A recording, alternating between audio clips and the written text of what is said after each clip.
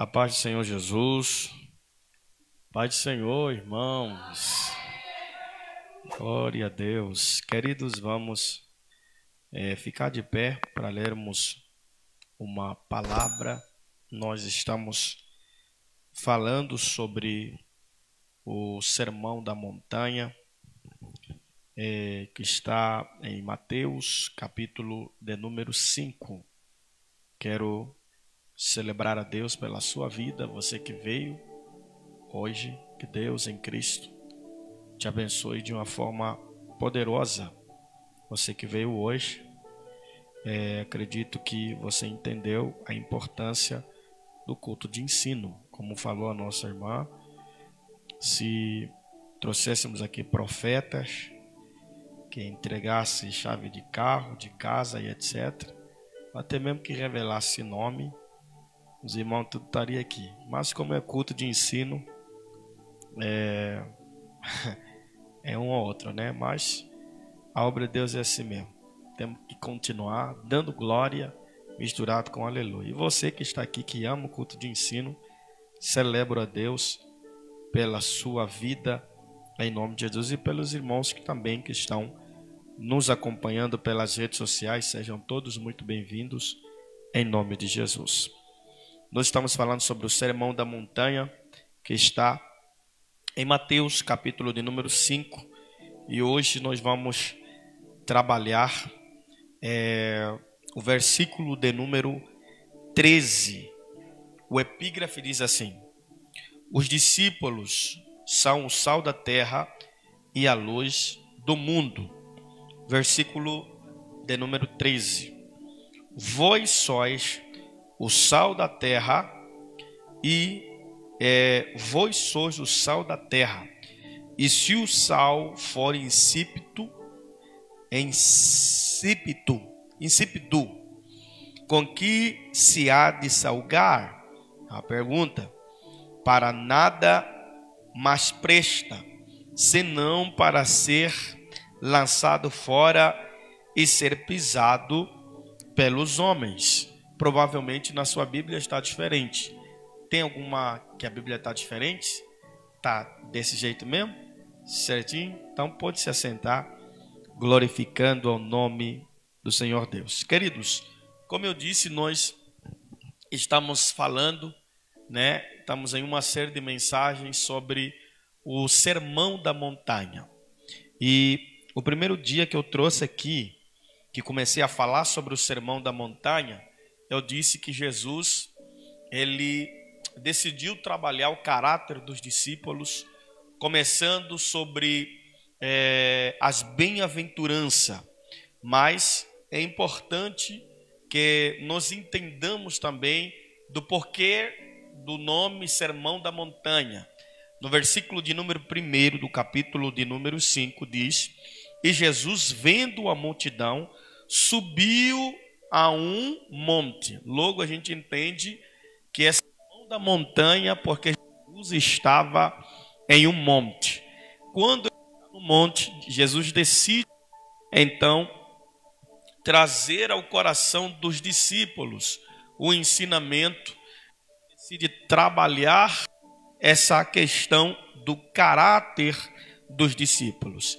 E eu falei dessa mensagem justamente sobre as bem-aventuranças, que Jesus começa a trabalhar o caráter deles. Ou seja, todo cristão precisa ter o caráter de Cristo. É muito importante isso. Todo cristão precisa ter o caráter de Cristo. Do versículo de número 3 até o versículo de número 11, Jesus trabalha a questão do caráter dos discípulos. E no versículo de número 13, ele não parou, ele continua falando sobre o caráter do cristão. Só que aqui, Jesus vai um pouco mais além. Como assim, pastor? E eu vou falar aqui de alguns assuntos bem profundos. Gostaria que você não se escandalizasse, mas que você entendesse que o próprio Jesus trabalhando o caráter dos discípulos, ou seja, a forma que todo cristão precisa ter ou todo cristão precisa ser na presença de Deus. Uma coisa é eu vir para a igreja, outra coisa é eu ser igreja. Vou repetir. Uma coisa é a gente ter o costume de vir para a igreja, outra coisa é a gente ser igreja. Há uma grande diferença entre vir para a igreja e ser igreja, ser participante do corpo de Cristo. É por isso que Jesus começa exatamente a trabalhar o caráter dos discípulos, fazendo com que eles entendessem que ser igreja, estar na igreja é totalmente diferente. Existiam discípulos que andavam com ele, mas não o conheciam. Você pegou isso que eu falei? Por isso que eu estou dizendo, uma coisa é você ser igreja, outra coisa é você estar na igreja. Quando você é igreja, você participa das coisas da igreja, você faz parte do corpo de Cristo. É por isso, irmão, olha aqui para mim, é por isso que chegou um determinado momento em que Jesus olhou para os seus discípulos e ele perguntou assim: para vocês, quem dizeis que eu sou? A Bíblia diz que uns foram dizendo: Senhor, tu és o profeta Isaías, tu és um desses profetas por aí. Você entende que Jesus faz uma pergunta simples para eles e eles não conseguem responder a pergunta de Jesus. Por quê? É isso que eu estou falando. Uma coisa é a gente estar na igreja, outra coisa é a gente ser igreja. Então Jesus estava trabalhando essas questões neles. É isso que eu gostaria de trabalhar com vocês aqui. Fazer com que eu e você entendamos a importância de sermos corpo. A importância de termos caráter de Cristo, andarmos com Cristo, vivermos Cristo, respirar Cristo. É importantíssimo, irmão, em nome de Jesus. Amém? Então, Jesus está falando aqui no de número 13. Vós sois o sal da terra. E se o sal não for insípido, com que se há de salgar? É uma pergunta. Ou seja, essa palavra insípido está falando de sabor. Olha aqui para mim. Essa palavra insípido está falando de sabor. Vós sois o sal da terra. Se o sal não tiver sabor, com que se há de salgar? Por que ele fala sobre a questão do sal não ter sabor? É importante que você entenda uma coisa. É sobre as características do sal. Jesus fala de duas particularidades aqui. A primeira é sal, a segunda é luz. E eu gostaria hoje de falar sobre sal. E se der tempo, nós vamos falar sobre luz. Mas essa questão sal, isso que Jesus está falando de sal, ela é muito profundo. Vai em várias áreas da nossa vida. Vai em várias áreas da igreja. Vai em várias áreas do cristianismo, ou até mesmo do caráter que todos nós precisamos ter, né, da pessoa de Cristo.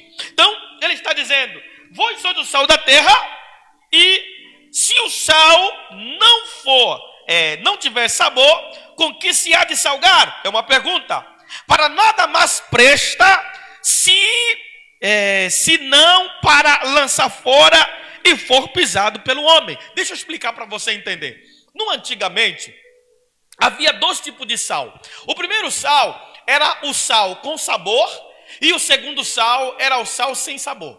Só que chega uma hora, escute, o sal sem sabor, ele deixava de ser útil a partir do momento que esse sal não era utilizado. Então é por isso que Jesus fala aqui do sal com sabor e sal sem sabor, porque antigamente havia esses dois tipos de sal.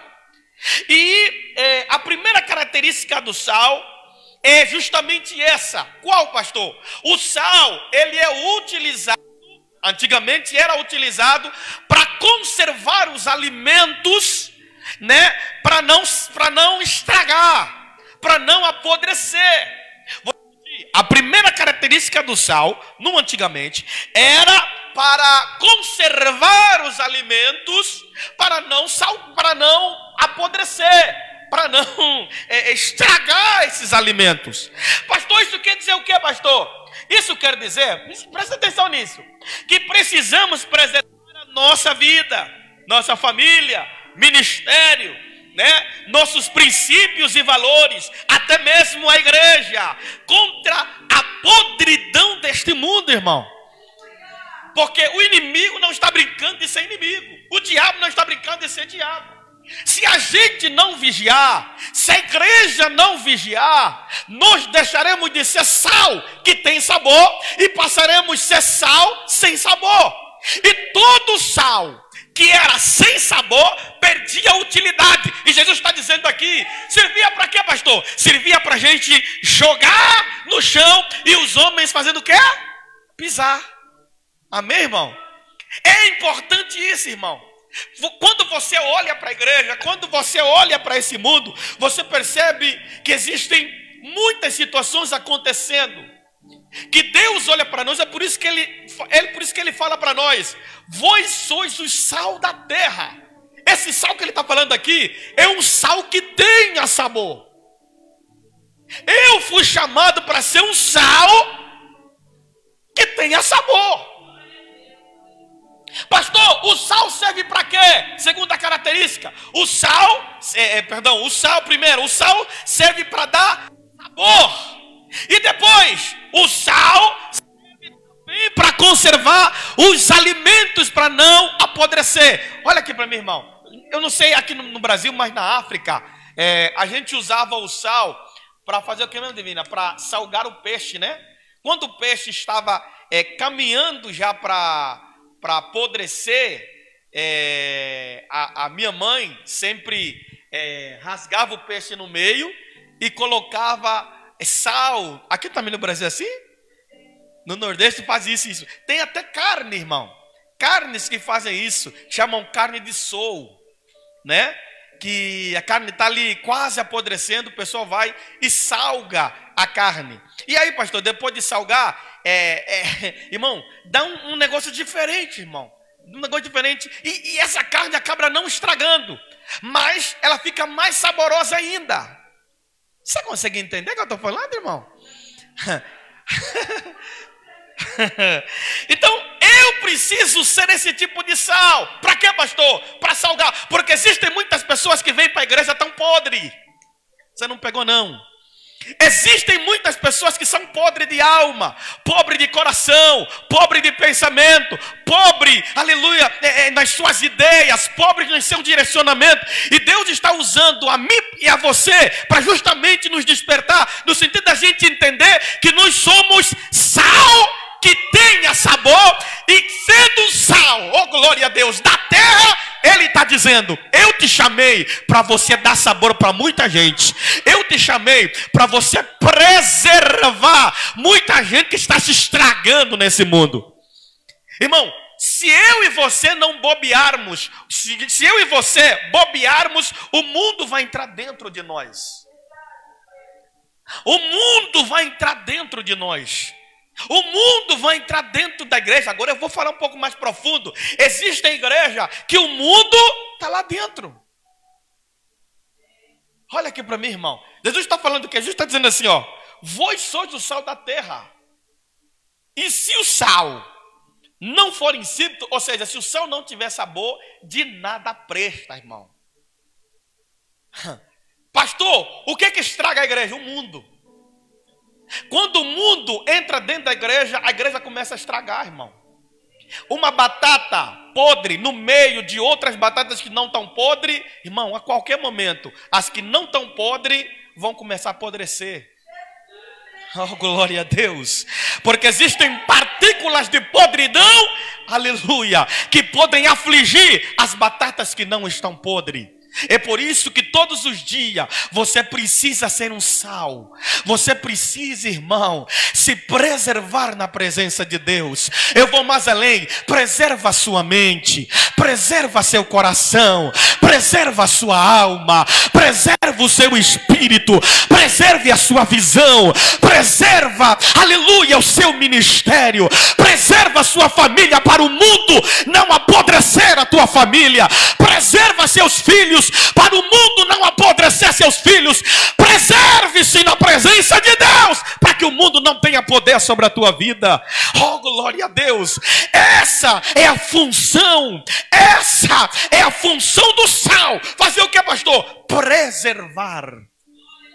Se preservem na presença de Jesus. Oh, glória a Deus. Irmão, a Bíblia diz no livro de Provérbio, dá uma olhada lá, no livro de Provérbio, Provérbios capítulo de número 4.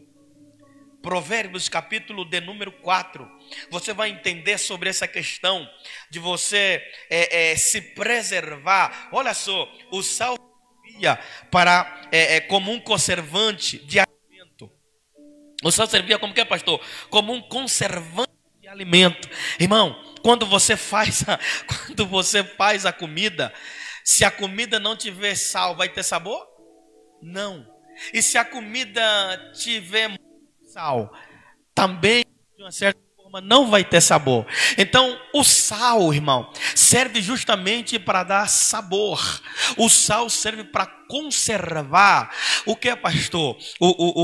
A comida em si, irmão, serve para dar um certo gosto na comida. Quando você coloca muito sal, irmão, a comida vai estragar. E se colocar pouco sal, a comida também não vai estar boa. É por isso, meu irmão, escuta isso aqui, meu irmão. É por isso que quando você coloca o sal na comida, você precisa colocar o sal de forma equilibrada, irmão. My God. Fazer o que, pastor? Colocar o sal equilibrado, irmão. Coloca o sal equilibrado, que você vai perceber o sabor na comida. Irmão, todo crente que é desequilibrado não tem sabor. Pegou não, pegou não, pegou não. Todo crente. Isso aqui é forte. Isso aqui é forte. Toda comida, todo crente que não é equilibrado não tem sabor, missionária. É por isso, meu irmão, que você precisa andar equilibrado. O mundo está querendo te desequilibrar. Você precisa dar um tapa na cara do diabo, um tapa na cara do mundo. Sem mão, como assim? Mostrando para o mundo que você tem sabor. Oh, glória a Deus. E você não precisa se mostrar para o mundo. Por quê, pastor? Porque quando você coloca o sal na comida, o sal faz o quê? Desaparece, irmão. Pegou? O sal desaparece na comida. É por isso que eu vou estar dizendo assim, ó, meu filho, você não precisa se aparecer. Você precisa apenas ficar isolado, escondido. Oh, glória a Deus. Quem tem sabor é visto para tudo quanto é lugar. Quem tem sabor não precisa se mostrar para ninguém. Quem tem sabor não precisa se aparecer. Jeová me trouxe aqui para lhe dizer que a partir de hoje Ele vai começar a dar sabor para tua família, para o teu ministério, para a tua história, para a sua chamada, porque você é o sal. Oh, glória a Deus. O sal que verdadeiramente dá sabor para a comida não precisa se aparecer. Eita, glória a Deus. Precisa conservado, preservado. Olha lá, irmão, em Provérbios capítulo de número 4, Provérbios capítulo de número 4, versículo de número 23, nos diz assim: sobre tudo o que se deve guardar, guarda o teu coração, porque dele procedem as saídas da vida. Glória a Deus. Pegou o que eu acabei de falar? Eu vou repetir. Sobre tudo o que se deve guardar, guarda o teu coração. Eu disse o quê? Eu disse que o sal serve para a gente preservar. Essa palavra preservar, de uma certa forma, vem de guardar, vem de conservar. Jeová está dizendo o quê? Jeová está dizendo, irmão, você precisa se conservar, você precisa se guardar, você precisa de uma certa forma se retrair para o mundo. O mundo olha para você e diz assim: eu vou sucumbi-la, eu vou acabar com ela, eu vou trazer a ela o mundo, eu vou envolvê-la no mundo. Irmão, a igreja é uma fonte de milagre. Vou repetir. Deus nos chama de sal. Como eu disse, o sal serve para dar equilíbrio. O sal serve para conservar os alimentos que estão se estragando. É por isso, meu irmão, que nós recebemos tudo quanto é pessoa aqui dentro da igreja. A gente recebe pessoas que usam droga, a gente recebe pessoas que fumam, a gente recebe pessoas que bebem, a gente recebe pessoas que se prostituem. A igreja recebe. Por quê, pastor? Porque a igreja é sal. Nós fomos chamados para ser sal. Só que quando essas pessoas chegam na igreja, eles precisam entender que eles não podem permanecer do jeito que estão. Por quê, pastor? Porque eles precisam receber um certo equilíbrio, um certo sabor do sal. Eles vêm para cá tudo salgado, tudo de qualquer jeito. Aí Jeová olha para a quantidade de sal que tem. Jeová começa de uma certa forma tirar um pouquinho, dando um certo equilíbrio, para justamente estar no nível, para justamente estar saboroso. Oh, meu irmão, é por isso que na igreja a gente tem ex-prostituta, ex-fumador, ex-cheirador de cocaína, não sei o que. É por isso que na igreja nós temos ex-missionária que era traficante e hoje é uma grande pregadora do evangelho. Por quê? Porque um dia entrou na igreja salgada e Jeová foi dando equilíbrio, e Jeová foi arrancando, aleluia, parte de sal que estava nele ou nela, né, de forma exagerada. Irmão, olha aqui para mim. É importante que a igreja mude. É importante que a igreja seja transformada pelo poder do evangelho. Pastor, o que é que muda, pastor? É o evangelho. O que é que muda, pastor? Não é profecia. O que é que muda, pastor? Não é revelação de nome, etc. Não. O que muda é a palavra verdadeira na vida do povo. Pastor, o que é que faz eu renunciar ao pecado? É a palavra. Pastor, o que é que faz as pessoas mudarem de conduta? É a palavra, irmão. É a palavra. Eu gostaria de falar algo aqui bastante importante para vocês entender. Escute isso aqui. Escute isso aqui. Existe uma grande diferença entre usos e costumes e doutrina. Pastor, não entendi. Usos e costumes e doutrina. Eu tenho certeza que você já ouviu falar de uma palavra chamada modéstia. Essa palavra modéstia, no grego, é cosmis, que significa organizado, conveniente e moderado. Vou repetir. Organizado, conveniente e moderado. Pastor, o que é uso e costume? São leis estabelecidas por homens. E o que é doutrina, pastor? Doutrina é lei estabelecida por Deus. É isso aqui, ó. Pastor, vocês pregam aqui na Bíblia, aqui na igreja, uso e costume? Não. Nós pregamos aqui na igreja a doutrina, que é a palavra. Quando eu prego uso e costume, eu estou indo fora da palavra. Mas quando eu prego a doutrina, que é a palavra de Deus, que é o evangelho que precisa ser pregado nas igrejas, a vida tem que mudar, irmão. Tem que mudar, irmão. Tem que mudar. Pastor, então o que o senhor está querendo falar sobre... Olha aqui para mim. Hoje existe uma onda, infelizmente, de pessoas que estão, mas infelizmente estão há muito tempo, estou falando há muito tempo, anos na igreja, mas não mudam. Quando eu falo de mudar, estou falando da pessoa ser transformada pelo poder do evangelho. Estou falando de pessoa ser transformada pelo poder do evangelho. Vou dar um exemplo. Suponhamos que você está há anos na igreja. Estou falando anos, estou falando de 5, 6, 7, 8, 9 anos. Mas a mente não mudou, a visão não mudou, o seu linguajar não mudou, a forma de vestir não mudou, a forma de falar não mudou. Irmão, que evangelho é esse? Que evangelho é esse, irmão?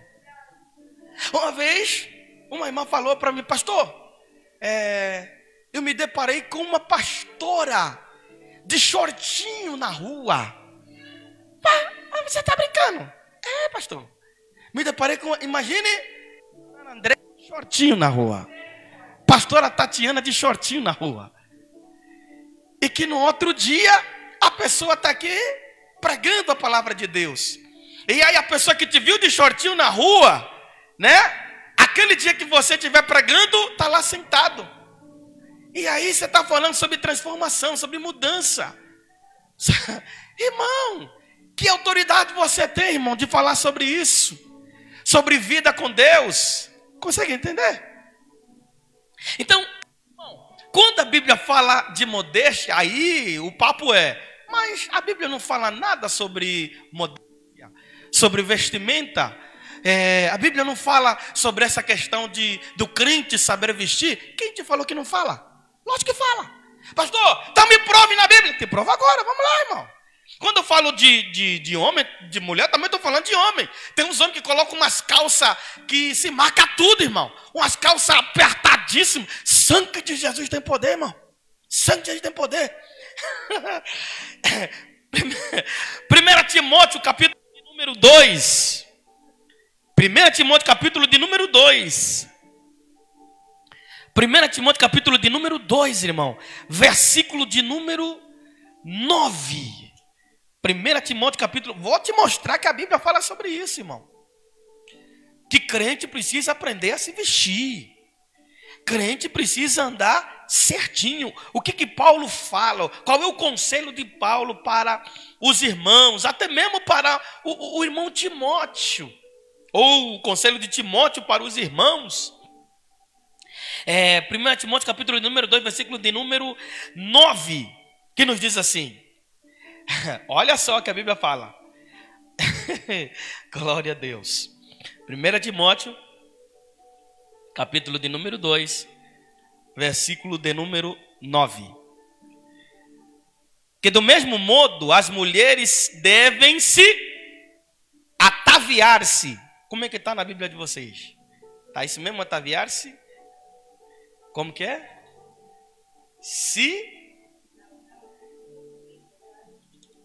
Isso. Ataviem-se em trajes honestos, com pudor e modéstia. Mas olha aqui para mim, irmão. Eu gostaria que você entendesse isso. Esse ataviar de forma modéstia. Pastor, o que você quer dizer isso?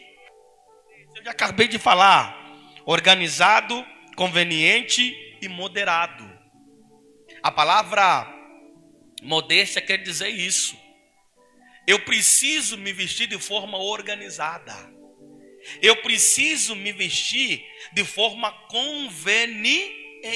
Quando você for sair de casa, a primeira coisa que você precisa fazer, tanto homem como mulher, olha para o espelho e vê se você está verdadeiramente ataviado com uma veste de vir para a igreja. Porque eu não posso me vestir de forma que os irmãos venham se escandalizar com a forma que eu estou vestido. É por isso que Timóteo está nos aconselhando aqui, no capítulo de número 2, no versículo de número 9, que todos nós precisamos, não é só as mulheres, é todos, precisamos nos vestir de forma modéstia, ou precisamos nos ataviar. O que é ataviar, pastor? É se arrumar, irmão. Quando eu vou sair de casa, a primeira coisa que a divina faz é me reparar. E a primeira coisa que eu faço é repará-la, se ela está bem vestida, de forma modéstia. Por quê? Porque além dela estar vestida de forma modéstia, existe um ministério sobre a vida dela. Existe uma chamada sobre a vida dela. Ela influencia pessoas. É por isso, meu irmão, que eu estou falando aqui, que existe uma grande diferença entre usos e costumes e doutrina. Existem igrejas por aí que proíbem as irmãs de trabalharem de calça. Pastor, a Bíblia condena isso? Não. Desde que a pessoa vista uma calça decente, pode. Uma calça que não venha, que não venha a ser sensual, pode, irmão. Não tem nada, de uma certa forma, que impeça a irmã de usar, até porque a irmã está trabalhando.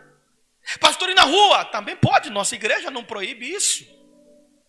Desde que seja uma calça modéstia, que não venha escandalizar outras pessoas, que não venha sensualizar, até porque o nosso corpo, além de ser templo do Espírito Santo, é templo para o nosso marido ou para nossas esposas.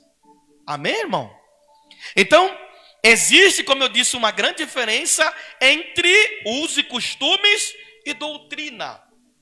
Tem igrejas por aí que fizeram do uso e costumes uma doutrina, que não é, irmão, não é bíblico isso, irmão. A mulher não pode se depilar. Isso é uso e costume. Que eu saiba, nunca vi. Se alguém quiser me mostrar. Pastor, e com relação à questão das joias? A Bíblia fala sobre isso. Vamos lá. Você vai entender o contexto do que a Bíblia fala sobre isso. Ele continua falando, de forma modesta, não com tranças, ou com ouros, ou pérolas, ou vestidos preciosos, mas como convém a mulheres que fazem profissão de servir a Deus com boas obras. Olha aqui para mim. Por que Timóteo está falando sobre a questão de não uso de joias, pérolas ou vestidos preciosos? Por que ele está falando sobre isso? Porque antigamente, escute isso aqui, antigamente, as mulheres, elas faziam tranças, e nessas tranças, elas usavam ouros, usavam colares, usavam joias muito caras. A Bíblia que eu tenho lá em casa, fala sobre o quê? Fala sobre ostentação, né? Fala sobre ostentação, aqui fala sobre vestidos caros. As mulheres faziam o que, pastor? Se ataviavam, né? As mulheres vestiam. Só que os vestidos que elas colocavam não eram vestidos normais, não eram vestidos modestos, né? Eram vestidos sensuais. E aí faziam tranças. E nessas tranças que elas faziam, elas colocavam ouros nas tranças. Colocavam, como é que fala? Joias nas tranças. E aí, esses vestidos eram caros. E as joias também eram caras. É por isso que, de uma certa forma, Paulo está conversando com Timóteo, aconselhando Timóteo para ministrar sobre os irmãos justamente sobre isso. Que não é bom que a gente venha para a igreja para ostentar, irmão. Vaidade. E o próprio sábio Salomão fala sobre isso. Vaidade de vaidade, diz o pregador, é tudo. Vaidade é pecado, não é de Deus não, irmão. Pastor, o senhor é contra eu vir cada culto com um vestido? Não, irmão. Desde que a intenção do teu coração não seja se aparecer, não seja se mostrar, não seja ostentar, irmão. Amém? Desde que a intenção do seu coração não seja isso. Desde que a intenção do seu coração seja, olha o que ele está falando aqui, mas como convém às mulheres que fazem profissão a servir a Deus com boas obras, irmão. Tem mulheres que têm, aí vem as outras passando necessidade. Se você tem um monte de vestido dentro da tua casa e você vê que o mês inteiro a irmã veio com 2 vestidos, minha filha, o que te custa abrir mão de 1 ou 2 ou 3 vestidos? Já que você tem tanto dinheiro para comprar tantos vestidos, dê, abençoe. Paulo está falando sobre isso, irmão. Que existem pessoas que vêm para ostentar. E olha só, imagine as mulheres fazerem tranças. Após elas fazerem tranças, ainda colocam joias nas tranças. Enquanto tem gente passando fome. Enquanto tem gente passando dificuldade. É disso que ele está repreendendo aqui, irmão. Quando nós usamos a nossa intenção, o nosso objetivo, os nossos direcionamentos é de forma errada. Por isso que Deus está falando conosco aqui na noite de hoje, irmão. Precisamos ser sal e trazer um certo equilíbrio na comida que nós estamos preparando. Eu preciso ser modesto. Como eu disse aqui, eu estou falando sobre a questão de uso e costumes e doutrina. A própria palavra, precisa ser a bússola para nós. O direcionamento para a nossa vida, irmão, precisa ser a palavra. E o evangelho tem que ser baseado na palavra.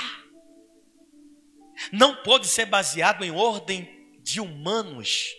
Pastor, as mulheres podem usar joia? Pode. Desde que a intenção não seja ostentar. Desde que a intenção não seja se mostrar que você tem, que você pode, que você é superior, que você está acima. Não. Paulo repreende isso e me diz sobre o coração de Timóteo relacionado a isso, irmão. Você pode ter, mas a intenção não pode ser ostentar.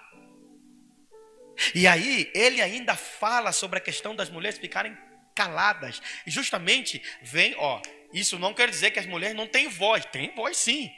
Mas olhe o contexto do tempo. Aqui ele está falando de mulheres que ostentavam, que se vestiam de forma errada, de forma errada, claro.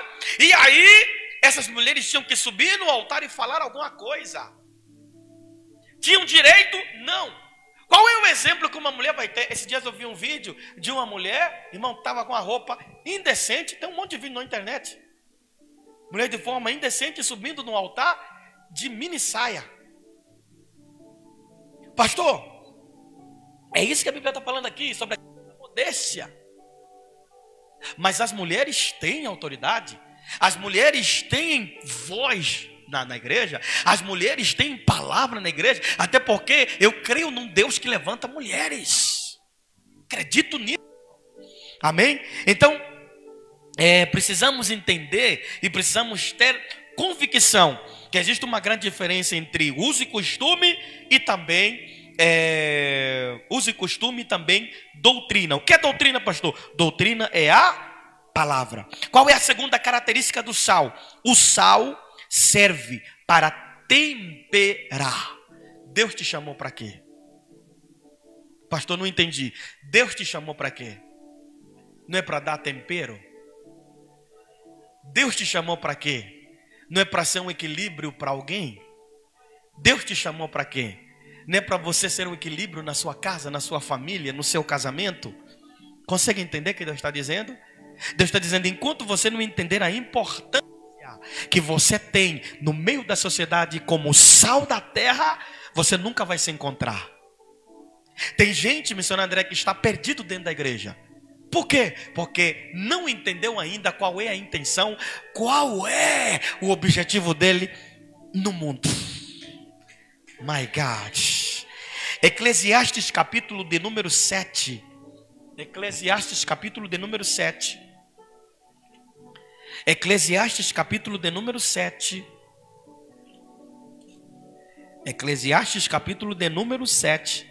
Versículo de número 16. Nos diz assim, escute isso aqui.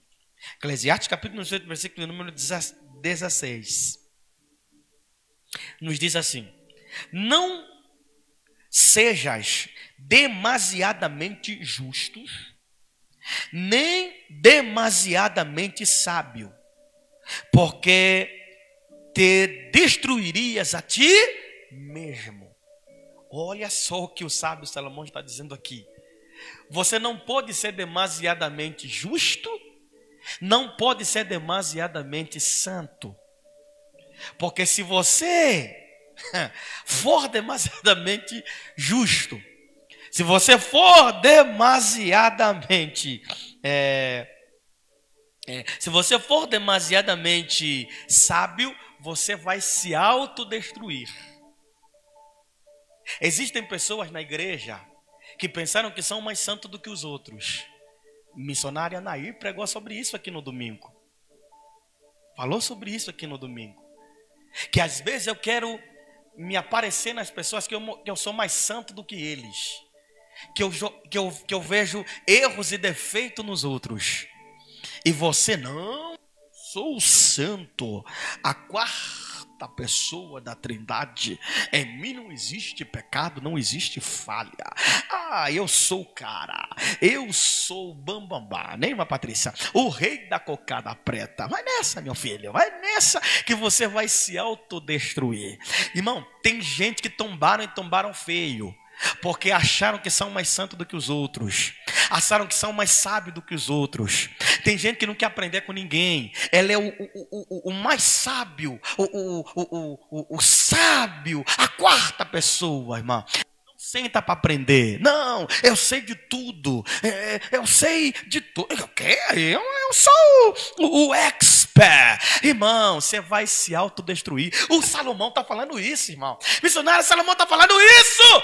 Não sejais demasiadamente justo e nem demasiadamente sábio.